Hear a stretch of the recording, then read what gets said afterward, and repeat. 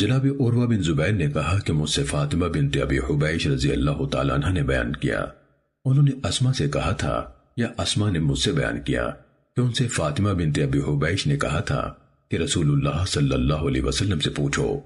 چنانچہ رسول اللہ صلی اللہ علیہ وسلم نے انہیں حکم دیا کہ ان ایام میں بیٹھی رہے اور نماز نہ پڑھے جن میں اس عارضے سے پہلے بیٹھا کرتی تھی، پھر غسل کرے۔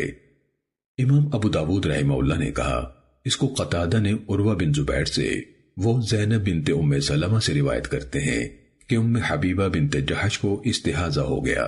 تو نبی صلی اللہ علیہ وسلم نے انہیں حکم دیا کہ اپنے حیض کے ایام میں نماز چھوڑ دے، پھر غسل کرے اور نماز پڑھے۔ امام ابو داود رحمہ اللہ نے کہا، قتادہ نے عروہ سے کچھ نہیں سنا ہے، اور ابن عیینہ نے زہری عن عمرہ عن عائشہ کی حدیث میں یہ اضافہ کیا ہے۔ کہا، ام حبیبہ کو استحاضہ ہوتا تھا تو اس نے نبی صلی اللہ علیہ وسلم سے پوچھا، آپ نے اسے حکم دیا کہ اپنے حیض کے ایام میں نماز چھوڑے رہے۔ امام ابو داود رحمہ اللہ نے کہا، یہ الفاظ ابن عیینہ کا وہم ہے۔ حفاظ کی حدیث میں زہری سے وہی مروی ہے جو سہیل بن ابی صالح نے ذکر کیا، اور حمیدی نے یہ حدیث ابن عیینہ سے روایت کی تو اس میں تدع الصلاة ایام اقرائها کے الفاظ ذکر نہیں کیے۔ اور قمیر بنت عمرو زوجہ مسروق نے حضرت عائشہ رضی اللہ تعالیٰ عنہ سے روایت کیا ہے، استحاضہ والی اپنی حیض کے ایام کی نماز چھوڑے رہے پھر غسل کرے۔ اور عبد الرحمن بن قاسم نے اپنے والد سے بیان کیا کہ نبی صلی اللہ علیہ وسلم نے اسے یعنی مستحاضہ کو حکم دیا تھا کہ اپنے حیض کے ایام کے برابر نماز چھوڑ دے۔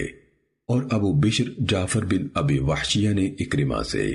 وہ نبی صلی اللہ علیہ وسلم سے روایت کرتے ہیں کہ ام حبیبہ بنت جحش رضی اللہ تعالیٰ عنہ کو استحاضہ ہو گیا، اور اسی کے مثل ذکر کیا۔ اور شریک نے ابو الیقظان سے، وہ عدی بن ثابت سے، وہ اپنے والد سے،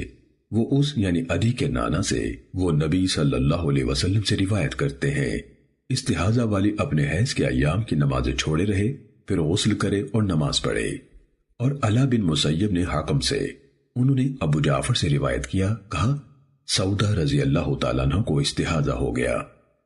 تو نبی صلی اللہ علیہ وسلم نے ان کو حکم دیا جب ان کے ایام گزر جائیں تو غسل کریں اور نماز پڑھیں۔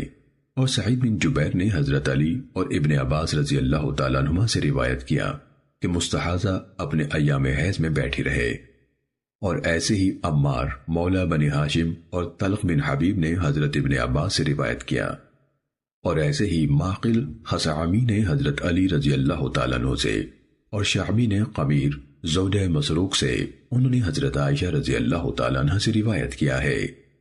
امام ابو داود رحمہ اللہ کہتے ہیں کہ حسن، سعید بن مسیب، عطا، مکحول، ابراہیم، سالم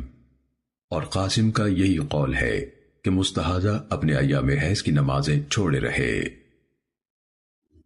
سنن ابو داود حدیث نمبر 281۔